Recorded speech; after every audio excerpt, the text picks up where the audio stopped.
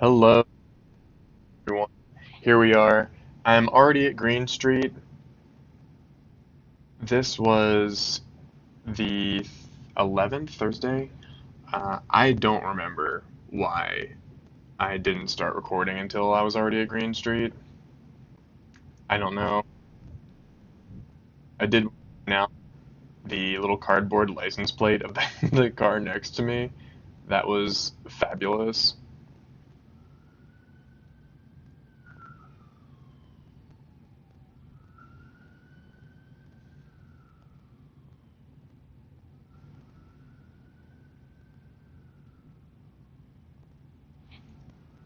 What I may try to do, because I do want to have some of the environmental noise, but it is so loud when I get going. So I really don't want to have all of that be part of the sound of this recording. But you were off. Um, yeah, obviously, once again, back on Green Street, had to go around because that's just how things are.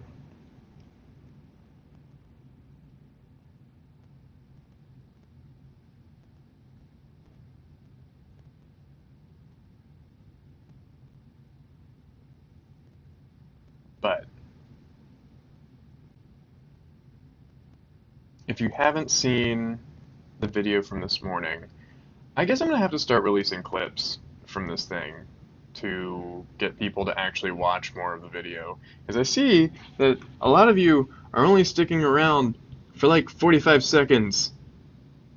I'm glad that I get a like every now and then on my 45-second watches. But, you know, I think there's some benefit here. There's more to be gained if you listen and watch for more than 45 seconds. If you're already at 2 minutes and 13 seconds, you're already better than average for most of these videos. I understand that they're 20 minutes long, and it's just me riding a bike, babbling about things, almost getting hit by cops. Normal riding a bike stuff.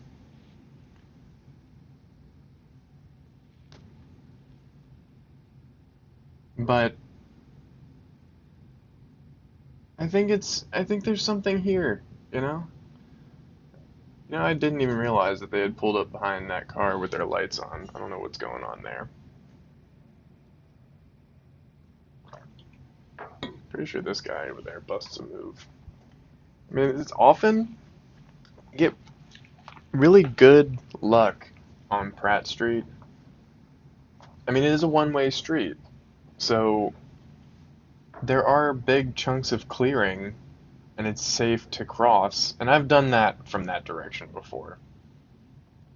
I feel like from this direction, it's a little scarier, just because you have more of a blind spot coming from the right. There's cars on the right side of you. There's trees that you can't see. From on the other side, you're on a hill, and you can more easily see up Pratt Street. But I think we're about to finally get going here. And if you stuck around, there's a benefit for you.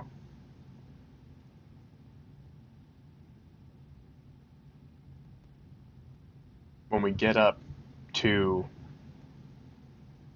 the other end of Pratt Street before we head toward Little Italy. So, if you're still here, hang tight because there's a payoff. There's some continuity in this channel.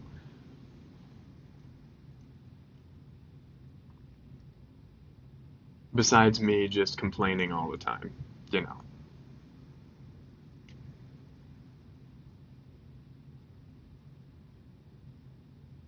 I'm really curious what's going on over here next to the convention center. There's been a lot more traffic seeming to take that right turn there. I don't entirely fault buses that end up in this. I should have jumped up on the sidewalk. In fact, if I recall correctly, we'll see. We definitely missed this light.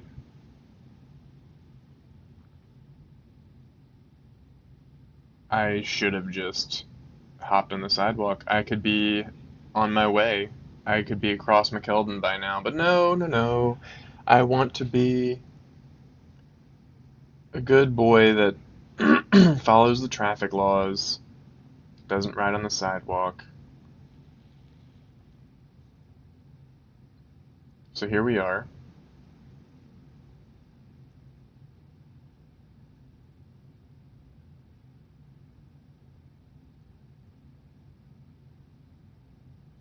Waiting for light street traffic.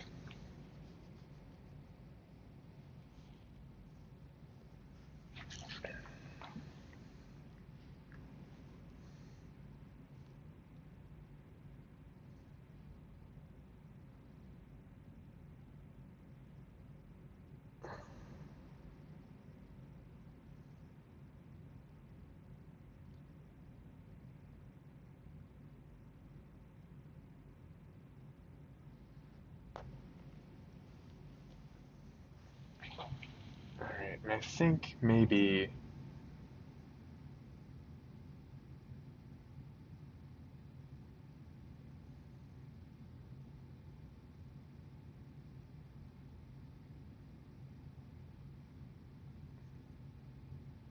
Yeah, this was the point where I was like, alright, I'm not sitting here for another turn.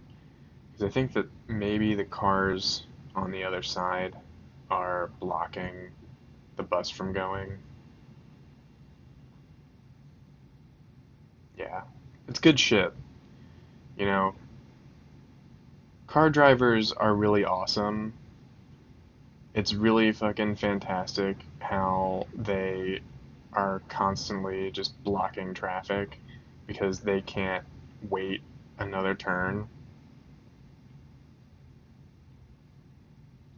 There's a lot of things that drivers do that, in here, and did I make it? Nope, didn't make it. That make things worse for themselves and other drivers. Changing lanes constantly, that actually slows shit down for everyone. Um, yeah, changing lanes while in heavy traffic does nothing. It just makes the entire experience for everyone worse. So, if you're the kind of person that does that, sound out in the comments, because you're an idiot.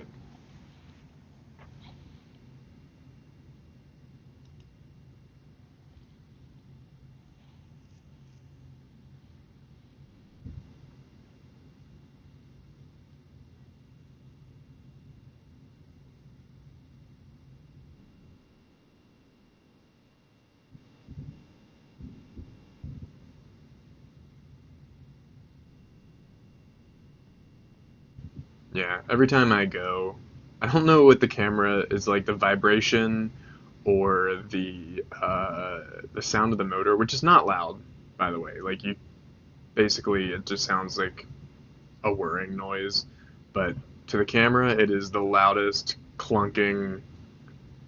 I mean, I think that it's an aluminum frame, but it is just a very rigid machine.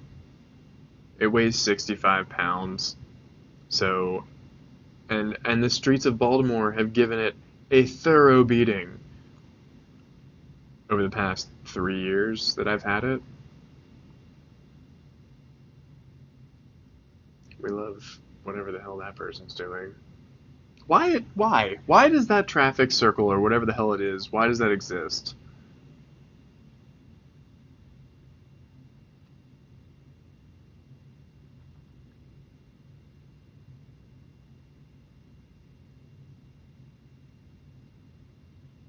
Oh yeah, by the way, the payoff. There's the cop. He just pulled over the boat. I mean, not that the boat needed pulling over, but it's still there. Are they finally going to tow it? I assume so, because it's gone in the morning. But wow, it sat there all day on, mm, I mean, one of the, if not the busiest street in, if again, if not in all of Baltimore City, at least downtown, all day. Mind blowing. And now we have this Tesla driver. I mean, we already know that they're a bit thick, but what are you doing? Now you're forcing me to drive on the wrong side, and whatever. So here we are, taking a sharp turn, trying not to run into the flagpole. But now we are down on President Street, ready to cross to Fawn Street. Or we're on Fawn Street already. Not sure I'd really say that. But hey, hey, and if anybody has any ideas on how to make these intersections less awful, um, again, sound out in the comments. This person thinking, you know what would be nice? If I were to block this crosswalk, if I get into the middle of this controlled intersection for no reason and partially block the crosswalk, that is what we need.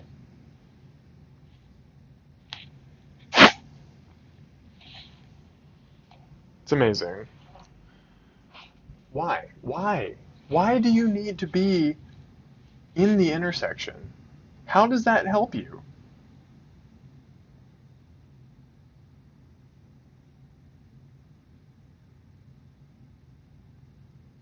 Anyway,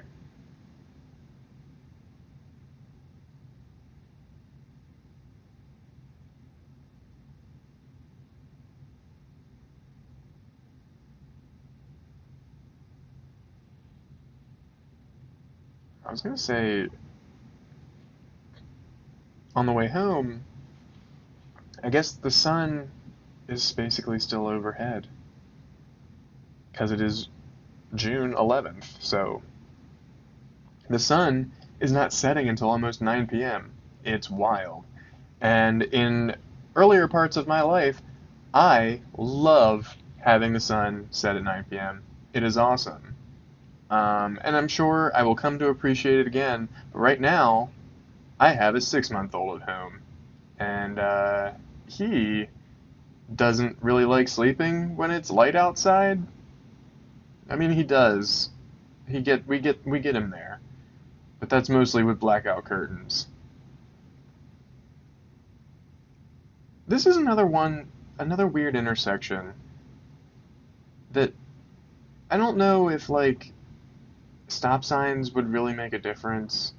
It's a weird one. Like it's not highly trafficked, so maybe that's why they didn't bother. But it's dangerous. You can't see, especially if you were in a car. Just constant. I understand that people don't want to. If you listen, if you're gonna yield to a bike, a cyclist, that's great. You have to signal. You have to use your hands, use something. Show that you are yielding. You can't just sit there and stare at me. I'm not gonna go unless you give some sort of indication that you are going to let me go. I'm not interested in dying today when you come off the line at the same time as me. So you're gonna have to give me some sort of indication that you're planning to not kill me.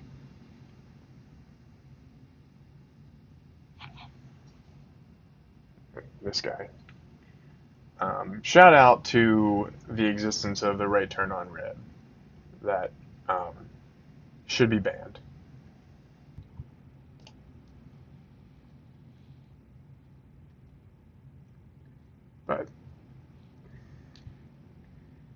That's a conversation for another day, I guess. It is interesting, though. Sure, let's talk about it. So, the concept of Right on Red was created in the 70s during the oil crisis of the 70s. So, it is kind of interesting thinking about it today, as we are also now going through an oil crisis that we created for ourselves.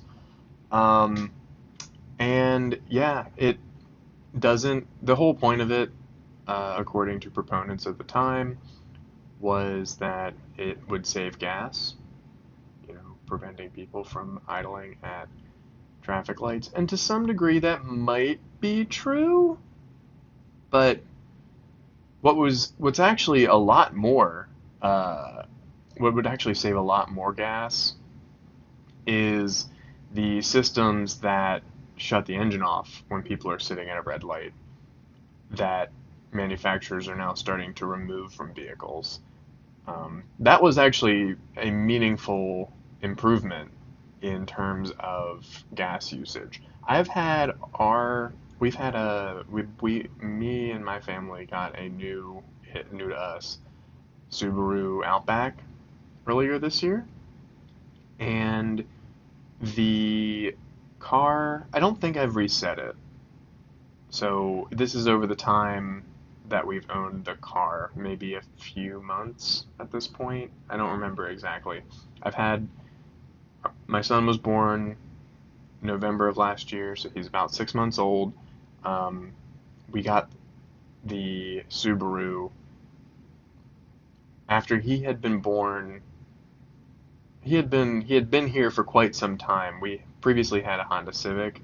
We have a big hound dog, and anytime we would go to visit family, we would all pile into the car, and it would be a clown car event with the dog sitting up in the front seat being my passenger princess. It was comical. Um, it did work, but we were packed to the gills. We really didn't have the space that we needed to be able to bring things back and forth. The baby has more stuff than I do. Um, he has a lot of stuff. So anyway, in that time, it keeps track of how long you spend with the engine turned off, idling when you're stopped, and we've saved almost a gallon of gas in that time, and that's just one car. And we don't drive a lot. We don't drive very much at all. So for a person who drives, and to put it into perspective, we have, I think, in the last month or two, in the time since the war with Iran was started, I think we've filled up the gas tank like 2 or 3 times, and part of that was actually a road trip down to Norfolk, where my wife's family lives.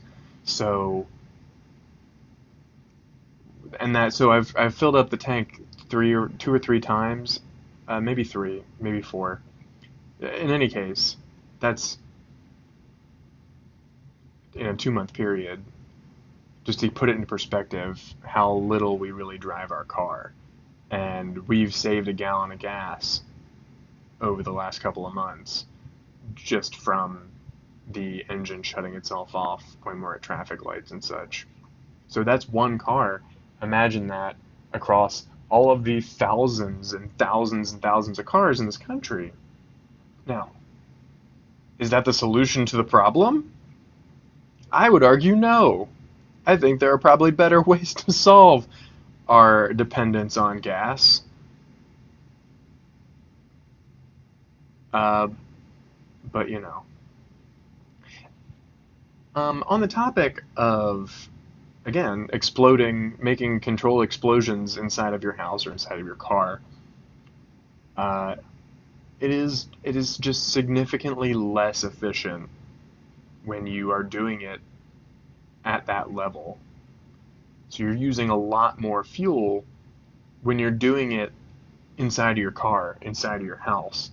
When you make energy at a power plant. So even if you're using natural gas methane, the name that most people know it by, uh, is the fuel that is pumped into your home for your furnace and your gas-powered stove, and for me, also our water heater is gas-powered.